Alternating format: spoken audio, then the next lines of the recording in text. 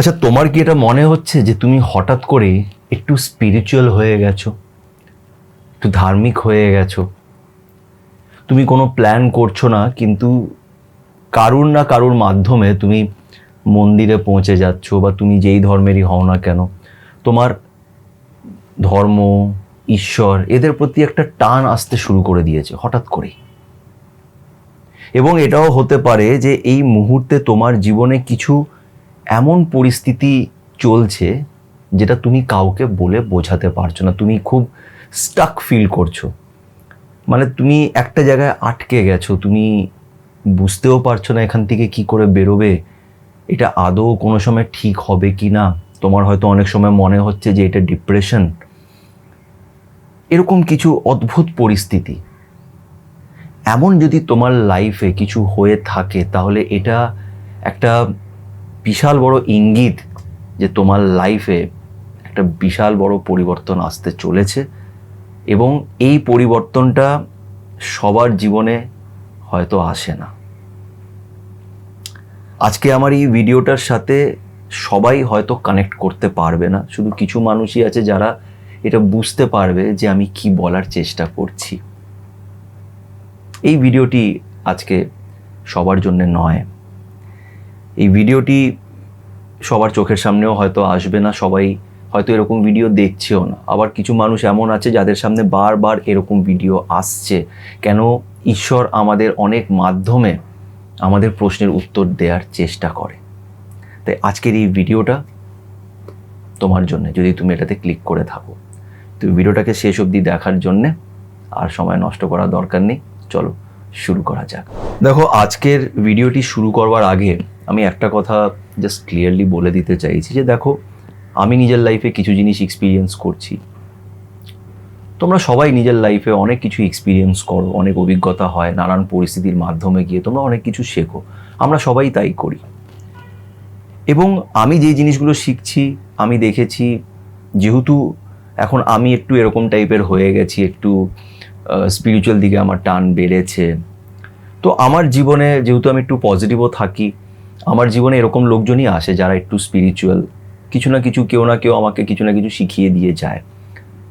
তো এই সবার সাথে কথা বলতে বলতে, তোমাদের মতো অনেকজনের সাথে আমি ফোনেও কথা বলি, এবং আমার এক্সপিরিয়েন্সের সাথে যেটা আমি শিখেছি সেটা আমি তোমাদের সাথে এখানে শেয়ার করি। আমার কথাটা যে 100% রাইট হবে সেটা নাও হতে পারে। এগুলো সব এক্সপিরিয়েন্স, আমরা পরিস্থিতির মাধ্যমে শিখি। এটার জন্য কোনো বইতে লেখা কিছু নেই। যদি কানেক্ট করতে পারো আমার কথার সাথে, আমাকে কমেন্ট করে জানিও যে দাদা অনেকটা তুমি ঠিক বলছো, আমার সাথেও এরকম হয়েছে।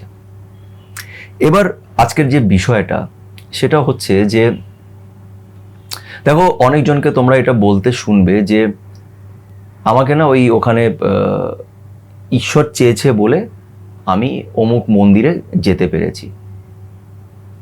সবাই যেতে পারেনি। এর আগেও 2-3বার প্ল্যান করেছিলাম, ক্যান্সেল হয়ে গেছে, যেতে পারিনি। শেষমেশ এবার প্ল্যান করলাম, এবার যেতে পেরেছি। মানে অনেকজন প্ল্যান করে যে আমি কেদারনাথ যাব বা আমি জগন্নাথ মন্দির যাব, কিন্তু প্ল্যান করছে, হচ্ছে না, যেতে পারছে না। সাডেনলি একবার প্ল্যান করলো, সেটা সাকসেসফুল হয়ে গেল, পৌঁছে গেল। তো এখানে আমার একটা বিষয় আছে, তুমি প্ল্যান করে তুমি মন্দিরে যেতেই পারো, সে তোমার 3বার ক্যান্সেল হলো, 4বার ক্যান্সেল হলো, 5বার হয়ে গেল, সেটা হতে পারে। এখানে তুমি এটা ভাবতেই পারো যে হ্যাঁ, ঈশ্বর চেয়েছে বলে আমি যেতে পেরেছি। হ্যাঁ, নিশ্চয়ই ঈশ্বর চেয়েছে বলেই তুমি যেতে পেরেছো, হয়তো এটা হতে পারে। কিন্তু আরেকটা জিনিস আমি বিশ্বাস করি, অনেকজনের সাথে এরকমও হয় যে তারা কোনো প্ল্যান করে না যে আমি আজকে অমুক মন্দিরে যাব, কোনো প্ল্যান করে না। কিছু একটা কারণে, কোনো একটা ভাবে এমন একটা পরিস্থিতি আসে যে হঠাৎ করে সে ওখানে পৌঁছে যায়। হয়তো কেউ নিয়ে চলে গেল, এরকম অনেক গল্প আছে, আমি শুনেছি। আমার কোথাও যাওয়ার ইচ্ছে নেই, মনটা খুব খারাপ, খুব ডিপ্রেশনে আছি, আমার বন্ধু বললো চল একটু ঘুরে আসি। ও ঘুরতে নিয়ে গেল, ওখানে মন্দির আছে, বললো চল এই মন্দিরে একটু দর্শন করবো। তো একেও নিয়ে চলে গেল, ও গেল, আর ওই যে দর্শনটা করলো। ওখানে বড় মার গল্প আমি শুনিয়েছিলাম, যে ছেলেটি খুব আপসেট ছিল। ও এরকম বলে যে চল তোকে কালী পুজো দেখাতে নিয়ে যাবো, এখানে বড় মার পুজো হয়, ওখানে নিয়ে যাবো চল। তো এমনি গেছে, ওর কোনো ইন্টারেস্ট ছিল না। ওই যে গেছে, বড় মাকে দেখেছে, চোখ থেকে জল বেরিয়ে গেছে, তবে থেকে সে বড় মার ভক্ত। ওর কিন্তু কোনো প্ল্যান ছিল না যে আমি বড় মাকে দেখতে যাব। এটা কখন হয়? যখন তোমার ওই সময়টা আসবে। এই সময়টা আমি বিশ্বাস করি প্রত্যেকটা, এটা ভালো করে শুনবে, প্রত্যেকটা সোল, আমরা তো সবাই একটা সোল, আমরা আত্মা, এক্সপিরিয়েন্স দি হিউম্যান লাইফ, মানে এটা অ্যাকচুয়ালি আমাদের আত্মা। এই সময় আমরা মানুষের জীবন ভোগ করছি, পরে গিয়ে হয়তো কুকুর হব, বেড়াল হব, বা আগে হয়তো কুকুর ছিলাম, বেড়াল ছিলাম, দেন মানুষ হয়েছি। আমাদের আত্মাটা কিন্তু অনেক বছর পুরনো, যে এই পৃথিবীতে ঘুরে বেড়াচ্ছে। তো প্রত্যেকটা সোলের একটা সময় থাকে, তার কর্মের অনুযায়ী সেই সময়টা আসে। আমার সময়টা ভেবে নাও এখন এসে গেছে, তোমার সময়টা হয়তো আরও 10 বছর পরে আসবে। তার মানে এটা নয় যে আমি খুব মহান, তুমি খারাপ, বা তুমি খুব পাপ করেছো বলে তোমার সময় আসেনি, এটা কিন্তু নয়।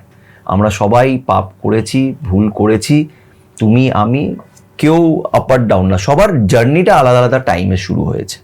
তোমার জার্নি হয়তো অন্য টাইমে শুরু হয়েছে, আমার জার্নিটা অন্য টাইমে শুরু হয়েছে, তাই হয়তো আমার টাইমটা এসে গেছে, তোমার টাইমটা পরে আসবে, বা তোমার টাইম এসে গেছে, আমার টাইম এখনও আসেনি, এটা আমরা জানি না।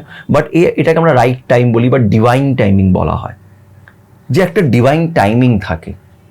এটা তুমি এই জন্মেও ভোগ করতে পারো, বা হয়তো এর পরের জন্মে তোমার হবে, এটা তোমার কর্মের অনুযায়ী।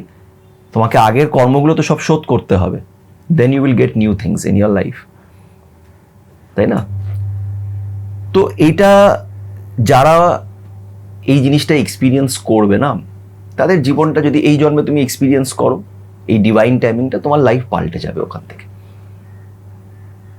আর এই ডিভাইন টাইমিংটা আসার আগে আমাদের কিছু এমন জিনিসের মধ্যে দিয়ে যেতে হয়, যেখানে না আমরা জিনিসগুলোকে খুব ডিপলি বুঝতে পারি। এই ধরে নাও, ফর এক্সাম্পল আমি একটা কথা বলছি, যে ভেবে নাও তোমার খুব রাগ ওঠে। আমি বললাম আমার ভিডিও দেখলে, বা এরকম অনেকজন যারা মোটিভেশনাল স্পিকিং করে, তুমি ভিডিও দেখলে, তুমি দেখলে যে রাগ করাটা ঠিক না, চেঁচামেচি করা ঠিক না। তো তুমি কি করছো? তুমি ভিডিওটা দেখে নিলে, তুমি ভেবে নিলে যে না, এবার কালকের থেকে আমি রাগ করবো না। এবার তোমার একটা লোকের উপরে রাগ হচ্ছে, বা তোমার একটা মানুষকে দেখে হিংসে হচ্ছে, তুমি কি করলে? সেটাকে চেপে রাখলে, যে না আমি রাগ করবো না, আমি হিংসে করবো না। ঠিক আছে? এই যে তুমি চেপে রাখছো, এতে কিন্তু কোনো লাভ নেই।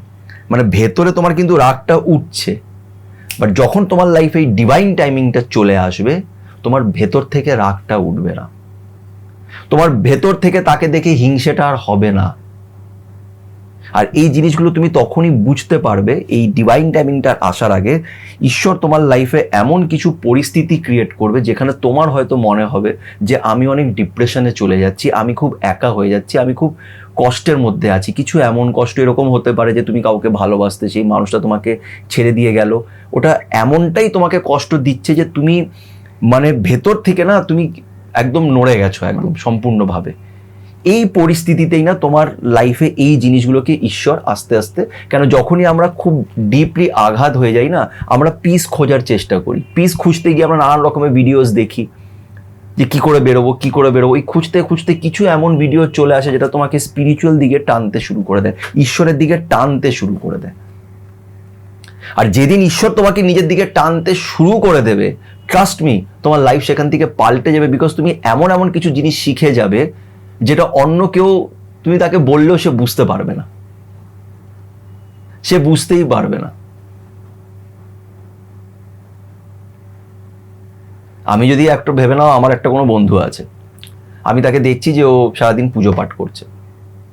আমি যদি ওকে বলি যে দেখ, পুজো পাঠ করছিস কর, কিন্তু এই যে তুই লোকেদের সাথে রাগ করছিস, হিংসে করছিস, ওকে ছোট করছিস, বড় করছিস, এটা করলে কি তোর মনে হয় ঈশ্বর তোর জীবনে আসবে, বা ঈশ্বরের সাথে তোর কোনো কানেকশন হবে? ও কিন্তু আমার এই কথাটা বুঝতে পারবে না। ও বলবে না, ও ভুল করেছে, ও এরকম করে, ও আমাকে এই করেছে, তাই জন্য আমি এই করছি। কেন কি? ও পুজো করা খুব ভালো কথা, তুমি পুজো করতে পারো, এতে তোমার একটা পজিটিভ ভাইব্রেশন আসে, একটা এনার্জি পাওয়া যায়, একটা কনফিডেন্স পাওয়া যায়, অনেক কিছু পাওয়া যায়। কিন্তু পুজো করলে কিন্তু তুমি স্পিরিচুয়ালটা হতে পারবে না। এটা তোমার টাইমিংয়ের ব্যাপার, এখানে কেউ ছোট বড় না, যার যখন টাইম আসবে সে হবে। কিন্তু যদি তোমার এই টাইমটা এসে গিয়ে থাকে, তোমার লাইফে বিশাল বড় পরিবর্তন আসতে চলেছে। কেন কি? মনে রাখবে, ইটস অল অ্যাবাউট মাইন্ডসেট। আমাদের মাইন্ডসেটটা যদি চেঞ্জ হয়ে যায় না, তাহলে আমি ছোট ঘরেও আমার মনে হবে যে এটা একটা বাংলো, আমি সেই খুশিটা উপভোগ করতে পারবো, আমি ভেতর থেকে শান্তিটা উপভোগ করবো। 90% লোক আজকের ডেটে তোমরা দেখবে, 90% বলা ভুল হবে, 80% আমার আন্দাজ মতন লোকেরা তুমি দেখবে শান্তিতে নেই। টাকা পয়সা, বাড়ি ঘর, partner, life partner, girlfriend, boyfriend সব কিছুই আছে, কিন্তু কোথাও না কোথাও ভিতরে শান্তি নেই। কেন শান্তি নেই? বিকজ আমরা সমাজের মধ্যে অনেক বেশি ইনভলভ হয়ে যাচ্ছি। যেদিন আমরা এটা বুঝতে শুরু করে দেবো যে সব কিছুই কর্ম আর তোমার ইন্টেনশন, সবাই নিজের নিজের কর্মর হিসেবে সব কিছু পাচ্ছে, তখন তোমার রাগ হবে না, তার উপরে কোনো হিংসে হবে না, তোমার ভেতর থেকে তুমি পরিষ্কার হতে শুরু করবে। আর যেই ভেতরটা পরিষ্কার হবে, ঈশ্বর ওখানে এসে বসবেন। ঈশ্বর আমাদের ভেতরেই আছে, কিন্তু এই ভেতরটা যদি পরিষ্কার না থাকে তাহলে আমরা ঈশ্বরকে ফিল করতে পারবো না। যদি কেউ তোমাকে একটা ঈশ্বরের মূর্তি দেয় বা কিছু একটা দিল ঈশ্বরের, তুমি কি সেটা নোংরা জায়গায় রাখবে? তুমি রাখবে না, তুমি পরিষ্কার জায়গায় রাখবে। তো মনটাকে পরিষ্কার হতে পারে। এই মন পরিষ্কার করা আমাদের নিজের হাতে সবসময় থাকে না, বা সম্পূর্ণ আমাদের নিজের হাতে থাকে না। কেন? এই সমাজ তোমাকে এটা পরিষ্কার করতে দেবে না। সমাজ তোমাকে ব্লেম করবে, তোমার ব্যাপারে খারাপ বলবে, তুমি তাতে উত্তেজিত হবে, তুমি তাকে পাল্টা জবাব দেওয়ার চেষ্টা করবে। আর এটা আমিও করি। এরকম নয় যে আমি খুব শান্ত মানুষ, খুব ভালো মানুষ, একদমই নই। আমারও রাগ ওঠে অনেক সময়। যখন রাগটা ওঠে আমি নিজেই ভাবি যে আমার মন এখনো পুরোটা পরিষ্কার হয়নি, ঈশ্বর আমার ভেতরে হয়তো নেই। আমি এটাই ভাবি। কেন কি, আমার এই রিসেন্টলিও কিছু ঘটনা এরকম ঘটেছে যেখানে আমার সামনের মানুষটার প্রতি একটা রাগ হচ্ছে। তার মানে অবভিয়াসলি দেখো, রাগ হওয়াটা একটা হিউম্যান নেচার, কিন্তু যখন রাগ হচ্ছে তখন আমি ভাবছি যে চান্স পেলে আমি ওকে শুনিয়ে দেবো। এটা আমি ভাবছি, এটা ঠিক না। আর এটা ভেতর থেকে আসে। এটা যেদিন পরিষ্কার হয়ে যাবে, যেদিন ভেতর থেকে এটা আসবে না, আমি বুঝে নেবো যে না, আমি এখন অনেকটা পরিষ্কার, আর ঈশ্বরকে আমি আরো ডিপলি ফিল করতে পারবো। যত তুমি পরিষ্কার হতে থাকবে ভেতর থেকে, তুমি ঈশ্বরকে অত ডিপলি ফিল করতে পারবে। তো আজকে এই ভিডিওটা বানানোর উদ্দেশ্য যে যদি এমন কিছু তোমার সাথে হয়ে থাকে, প্রথম কথা তো এই ভিডিওটা তোমার চোখের সামনে এসছে। এবার তোমরা অনেকজন বলতে পারো যে দাদা, আমি তো তোমাকে সাবস্ক্রাইব করে রেখেছি, তোমার ভিডিওটা তো আমি দেখতেই পাবো। নিশ্চয়ই তুমি আমার ভিডিওটা দেখতে পারবে চোখের সামনে, কিন্তু সবাই কিন্তু এই ভিডিওটাকে পুরোটা দেখবে না। সবাই কিন্তু এই ভিডিওটাতে ক্লিক করবে না, ভাবে ঠিক আছে, বা একটু চালালেও বন্ধ করে দেবে। কিন্তু শুধু কিছু মানুষ আছে যারা এই ভিডিওটাকে পুরোটা দেখবে, বিকজ তাদের মাথার মধ্যে অনেক প্রশ্ন আছে যে কেন আমার সাথে এরকম হচ্ছে। যখন এরকম হচ্ছে, বা তোমার যদি এরকম কিছু একটা হয়ে থাকে যেখানে তুমি সম্পূর্ণ একা হয়ে গেছো, তুমি বুঝে নিও যে সে তোমাকে দেখছেন এবং তোমার সেই ডিভাইন টাইমিংটা চলে এসছে। তুমি যতক্ষণ না এই কষ্টের মধ্যে গিয়ে এই জিনিসগুলো তুমি যতদিন এটাকে ফিল করবে, অনুভব করবে, তুমি ঈশ্বরকে বুঝতে পারবে না।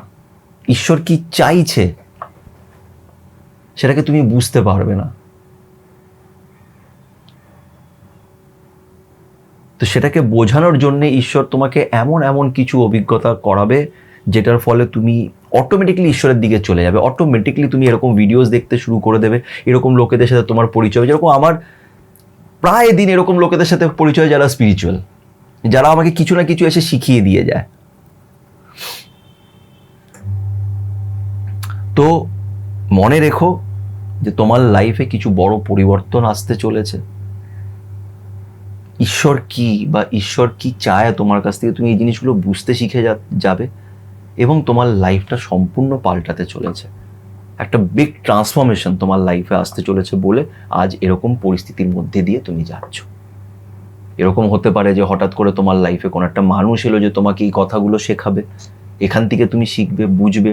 তুমি কোনো বই হঠাৎ করে পেয়ে গেলে, হঠাৎ করে তুমি কোনো একটা এমন জায়গায় চলে গেলে যেখানে এরকম কথাবার্তা হচ্ছে যেটা তোমার খুব ইন্টারেস্টিং লাগছে, তুমি আস্তে আস্তে ওর মধ্যে ঢুকে যাচ্ছ। হঠাৎ করেই স্পিরিচুয়ালিটি তোমার ভেতরে চলে আসছে। এরকমও হতে পারে যে হঠাৎ করে তোমার মাছ মাংস খেতে আর ইচ্ছে করছে না। এরকম নানান রকমের জিনিস হয়। যদি এমন কিছু হয়ে থাকে তাহলে এই ভিডিওটি তোমার জন্যেই। আশা করছি এই ভিডিওটি তোমাদের ভালো লেগে থাকবে। জানি না কতজন এটার সাথে কানেক্ট করতে পারবে। যদি কানেক্ট করে থাকো, যদি ভিডিওটি শেষ অবধি দেখে থাকো, আমাকে অবশ্যই জানিও কমেন্ট করে তোমাদের কি মতামত। ভালো লাগলে লাইক করো, পজিটিভ থেকো, তার উপরে বিশ্বাস রেখো। যতই খারাপ পরিস্থিতি হোক না কেন, তার উপরে বিশ্বাস রেখো এবং ভালো থেকো।